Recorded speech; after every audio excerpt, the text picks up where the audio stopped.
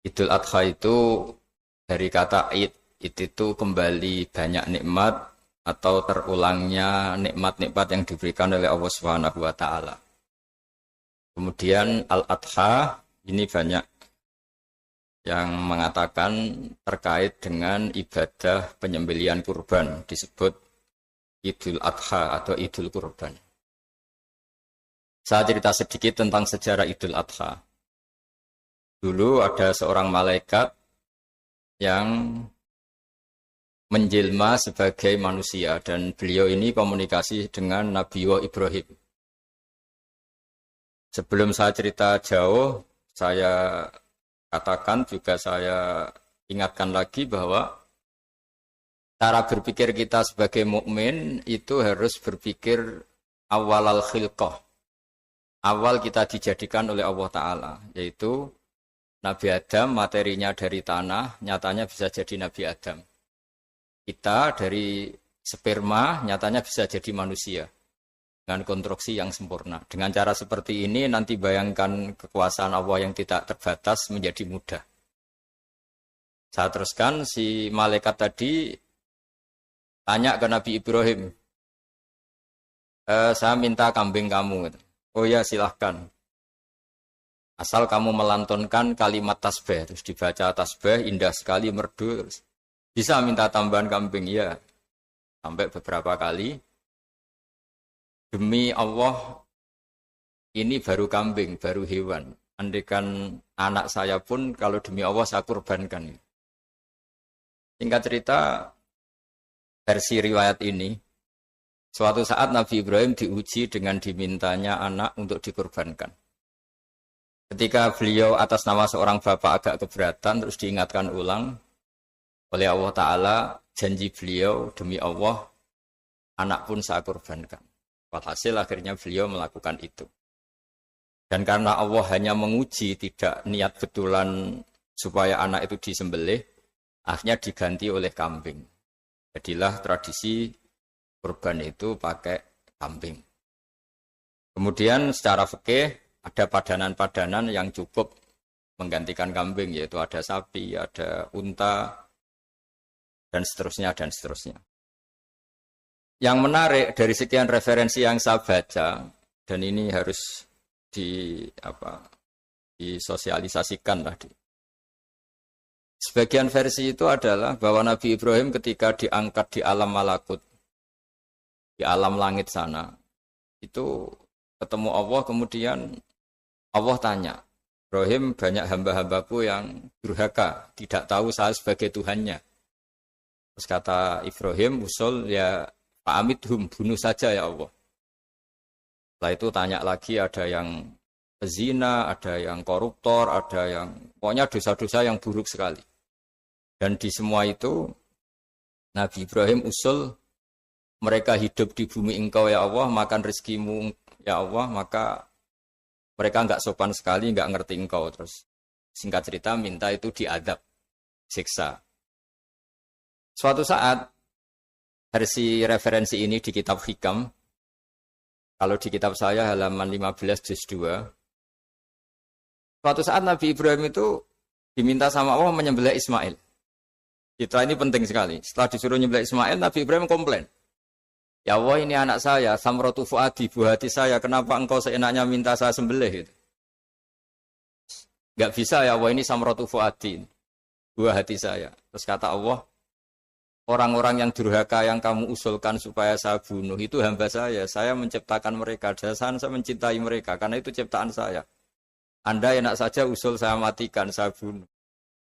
Sekarang ketika Anda usul, saya tidak mikir. Kenapa ketika saya usul kamu mikir? Terus akhirnya Nabi Ibrahim mau oke ya Allah. Setelah itu terus semenjak itu Nabi Ibrahim itu begitu sayang sama hamba-hambanya Allah.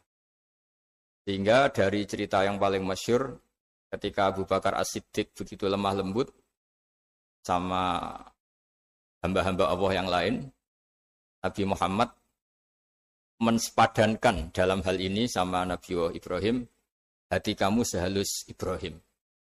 Yaitu Nabi Ibrahim, beliau akhir-akhir punya komitmen, faman tabi'ani fa innahu minni wa man aswani fa innaka ghafurur rahim.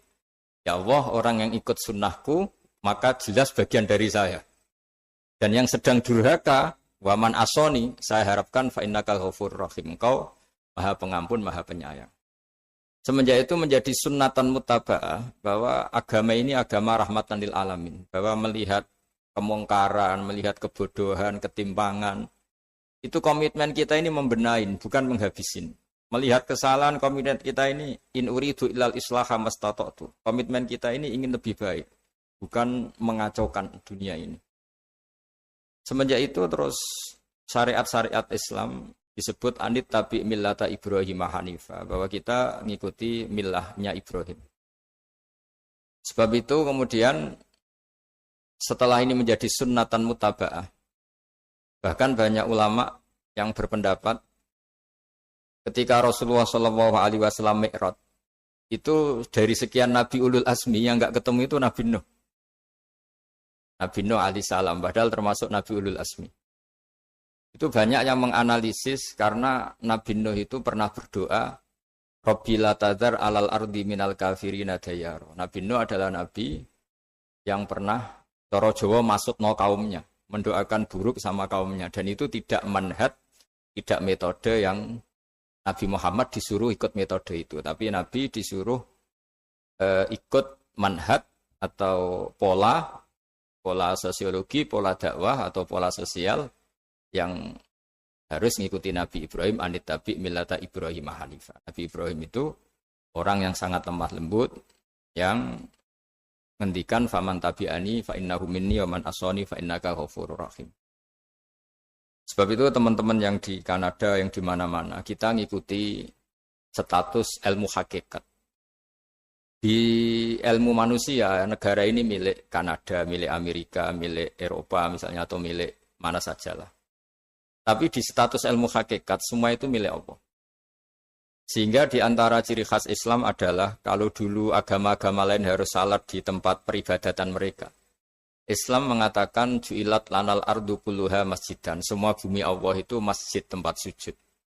Sehingga orang Islam, fa'enama adrokatu sholat, kamu kapan saja ketemu waktu sholat, ya sholat. Semua bumi Allah itu tempat sujud. Sehingga suatu saat sahabat yang biasa siaha, biasa hidup di perantauan, Nabi memberi nasihat, al-bilad biladullah wal ibad ibadullah, fahaitsuma asabta khairan fa'akim. Semua negara itu milik Allah, semua hamba dimanapun juga hamba Allah. Kamu di mana saja mendapatkan kebaikan, ya silahkan berdomisili di situ. Saya pernah di Korea, itu asik karena itu yang orang-orang katanya teman-teman. Saya ini di rumah itu enggak kiai, Gus. Sering di sawah, sering di Tegal. Gara-gara di Korea jadi mufti gitu. Karena enggak ada kiainya gitu. Jadi orang-orang yang enggak jadi kiai di Jawa, mungkin kalau di luar Jawa atau di luar Indonesia malah jadi kiai gitu. Artinya gini, pentingnya jadi kiai bukan menjadi gagah, itu enggak, tapi begini. Dulu bawaannya rakyat itu kan kalau ke masjid komplain, ada masjid bocor, kayak ada keran yang kurang baik. Kalau sudah jadi kiai itu tahu rasanya. Betapa nata masjid itu susah, ngelola masjid itu susah, nyari imam itu juga susah, melanggengkan jamaah juga susah. Jadi pentingnya jadi kiai itu bukan gagah-gagahan jadi imam, tapi bertanggung jawab atas proses yang berjalan. Jika dulu di antara nasihat bapak saya, bapak itu termasuk orang yang nggak suka sama orang tawadhu, orang yang sopan. Dulu saya juga iskal itu janggal.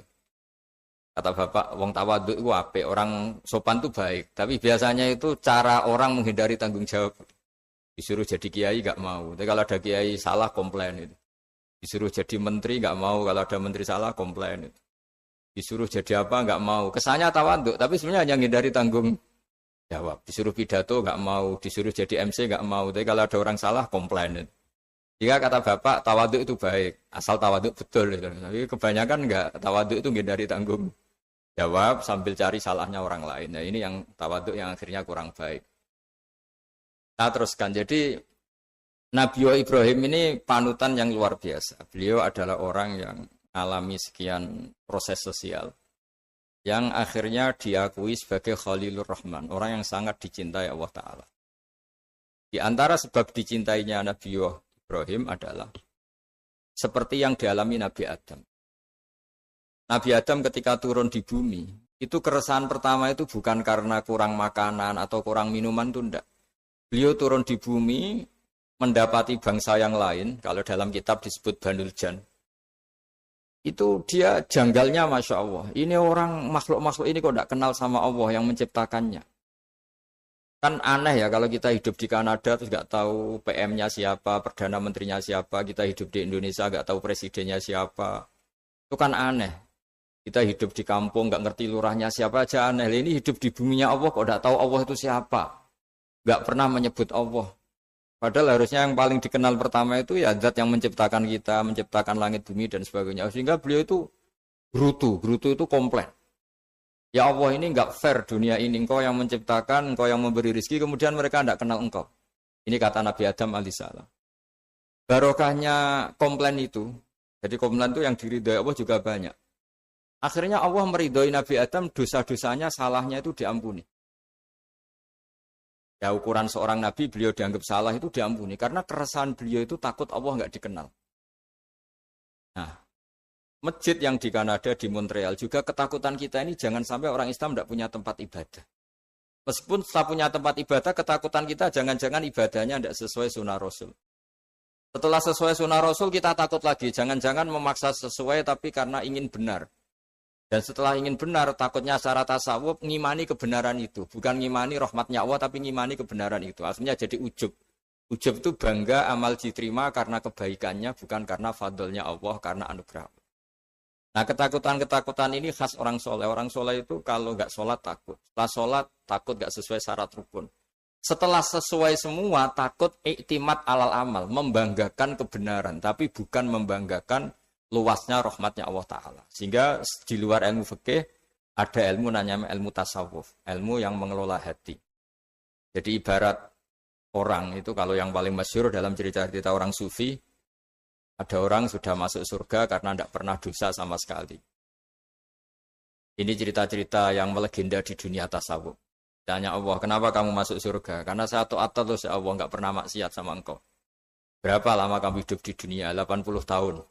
Ya sudah, karena taat kamu 80 tahun, ya surga kamu 80 tahun. Ya komplain, ya Allah katanya surga selamanya. Kenapa ini hanya 80 tahun? Yang selamanya itu rahmat saya. Kalau amal kamu kan terbatas 80 tahun, maka balasannya hanya 80 tahun.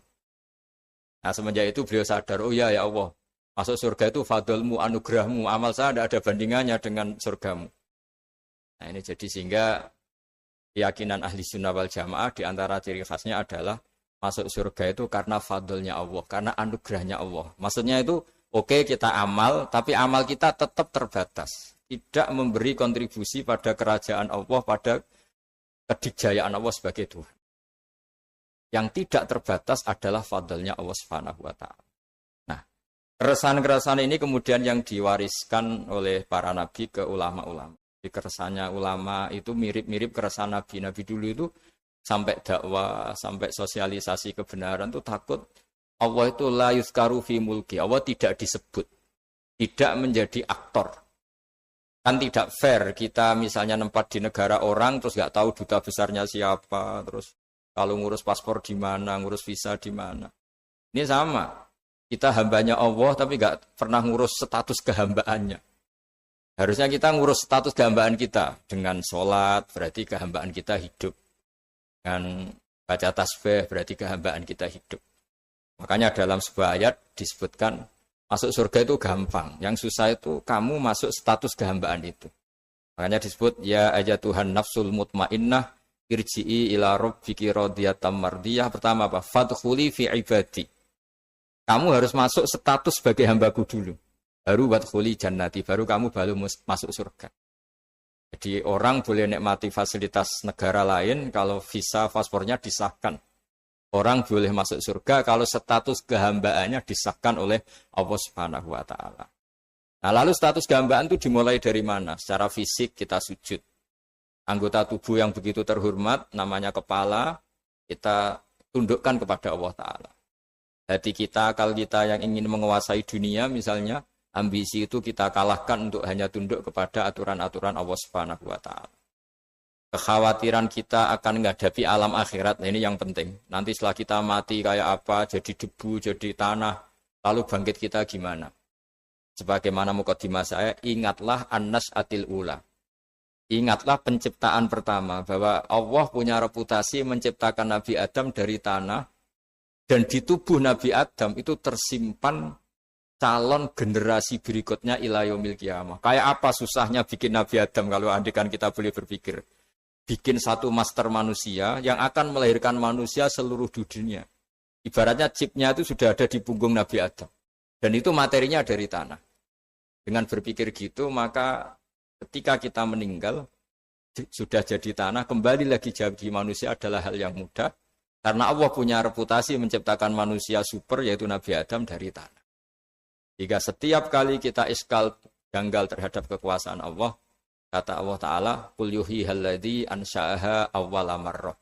Kalau kamu janggal terhadap kemampuan saya, kemampuan kami menghidupkan tulang belulang yang sudah rapuh, sudah hancur, maka ingatlah reputasi saya, kata Allah, reputasi kami menciptakan Adam dari tanah. Ya, para nabi itu, ini semoga teman-teman yang di Kanaja masih ingat betul iman yang dilatih para guru kita di Jawa, di Indonesia. Para nabi itu saking imannya sama Allah, itu tidak ada, sampai kasarnya itu nggak tahu bedanya antara hal itu masuk akal maupun tidak. Saya beri contoh begini, kalau dalam ilmu tauhid, dan ini harus kita latih terus sampai ketemu Allah Ta'ala. Ketika telur jadi ayam, itu sebetulnya itu kita juga tidak ikut mampu bikin telur jadi ayam. Tapi berhubung sering terjadi, kita bilang telur jadi ayam itu mungkin. Mungkin itu ya mungkin sering terjadi. Padahal sering terjadi ini juga tidak yang jenis kita ikut berkontribusi. Lalu ketika sering terjadi ini kita bilang itu mungkin. Padahal saat kita bilang mungkin, juga hakikatnya kita tidak ikut menciptakan telur menjadi ayam. Lalu karena seringnya telur jadi ayam, kita bilang telur jadi ayam itu mungkin. Mungkin itu gak muhal. Begitu juga bebijian, nanti jadi pohon besar yang rindang, yang berbuah, kita katakan mungkin. Kenapa kita katakan mungkin? Karena itu sering terjadi. Toh kita pun tidak ikut menciptakan biji jadi pohon besar, telur jadi ayam. Artinya apa? Zaman sesuatu itu sering terjadi, kita pun sebetulnya tidak pernah ikut menciptakan. Hanya menyaksikan sering, terus kita bilang itu mungkin. Tapi kita tidak memberi kontribusi sama sekali. Semua itu karena kudrohnya Allah, kemampuan Allah. Lalu ketika ada orang yang bilang, batu ini bisa melahirkan onta. Kita bilang, mohal, batu itu tidak mungkin melahirkan onta. Tapi kalau seorang nabi itu nggak tahu bedanya antara batu melahirkan unta dengan indukan unta melahirkan unta. Karena nabi-nabi itu makomnya sudah sangat tinggi. Ketika unta induk melahirkan unta juga tidak atas kemampuan unta induk. Unta induk tidak punya kemampuan menciptakan unta. Juga karena kudrohnya Allah Ta'ala. Jika kalau batu mengeluarkan unta juga mungkin kalau Allah menghendaki. Hingga ketika Nabi Soleh diminta kaumnya, apa bukti engkau nabi? Tunjukkan ayat kalau engkau nabi. Yang kamu minta apa? Seekor unta keluar dari batu besar ini. Nabi Soleh dengan entengnya berdoa sama Allah dan keluarlah unta keluar dari batu. Nah itu makom yang paling tinggi. Makom paling tinggi itu kita mendudukkan Allah sebagai zat yang tidak terbatas kudrohnya. Hingga para nabi itu terus punya mukjizat. Nah, mukjizat itu untuk mengingatkan ulang bahwa Allah itu tidak terbatas kemampuannya. Bagaimana unta keluar dari batu besar zaman Nabi Soleh, zaman Nabi Muhammad air keluar dari jemarinya Rasulullah SAW, Nabi Ibrahim dibakar tidak mempan, tetap sehat, tetap bugar. Karena semua ini sebagai bukti bahwa kudrohnya Allah tidak terbatas. Iman-iman seperti ini harus kita jaga. Apapun rasionalitas kita, dan meskipun kita selalu rasional, tetap menyisakan iman bahwa kudroh Allah itu tidak terbatas. Sehingga ketika ada cerita kematian orang soleh itu ditangisi langit dan bumi, kita tidak usah iskal, tidak usah janggal. Masa bumi bisa menangis? Karena kita yang sekarang bisa nangis adalah materinya dari tanah. Materinya dari bumi. Terus iman ini kita jaga sehingga kalau kita yasinan, masih ingat, Allah kalau mengingatkan kudrohnya yang tidak terbatas, manusia disuruh ingat, Qul yuhyihal ladzi ansha'aha awwala marrah. Kamu harus ingat bahwa Allah itu yang menghidupkan kamu, menghidupkan semuanya, ketika kamu belum menjadi seperti ini. Jadi intinya itu kita ingat meskipun telur itu lazim jadi ayam, tetap tidak karena kudrohnya ayam itu, tapi karena kudrohnya Allah. Indukan unta melahirkan anak unta juga bukan kemampuan indukan unta, karena ini juga makhluk yang lemah, tapi juga kemampuan Allah Subhanahu wa Ta'ala. Sehingga dengan demikian kita termasuk hamba Allah sesuai target yang diingatkan Allah. Falamma tabayyana lahu qala a'lamu annallaha ala kulli syai'in qadir. Hamba Allah yang baik adalah hamba ketika menyaksikan fenomena apapun, semua itu li ta'lamu annallaha ala kulli syai'in qadir wa annallaha qad ahata bi kulli syai'in ilma. Apapun di alam raya ini, semuanya itu bukti bahwa Allah ala kulli syai'in qadir, Allah kuasa dan Allah meliputi semua makhluknya dalam pandangannya, dalam pantauannya. Jadi saya mohon teman-teman yang di Montreal, yang di Kanada, juga di manapun harus ingat status hakikat bahwa al-bilad biladullah wal ibad ibadullah fahaitsuma asabta khairan fa'akim. Negara hakikatnya milik Allah, semua hamba juga milik Allah. Di mana saja kamu berada dan menemukan kebaikan, silahkan hidup di situ. Tentu dengan sosialisasi yang baik, baik dengan non-muslim maupun dengan muslim. Karena Allah mengajarkan wa qulu linnasi husna. Ajaran Islam adalah rahmatan lil alamin, rahmat bagi semua. Tentu tidak henti-hentinya kita menjelaskan kebenaran yang diinginkan oleh Allah Subhanahu wa Ta'ala. Saya kira demikian karena saya juga ini di sini sudah malam. Jadi saya mohon maaf mungkin tidak bisa ikuti tanya jawab karena di sini sudah malam, apalagi tadi habis takziah saya karena ya ada mas saya yang sudah sepuh sekali wafat, terus tadi barusan datang, jadi mohon maaf tidak mengikuti acara mulai pertama.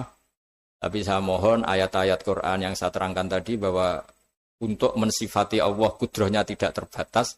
Ingatlah bahwa kita yang secerdas ini, yang sehebat ini, kita semua manusia yang cerdas begini, matanya bisa melihat, hatinya bisa merenung, otaknya bisa berpikir cerdas, itu dari materi tanah.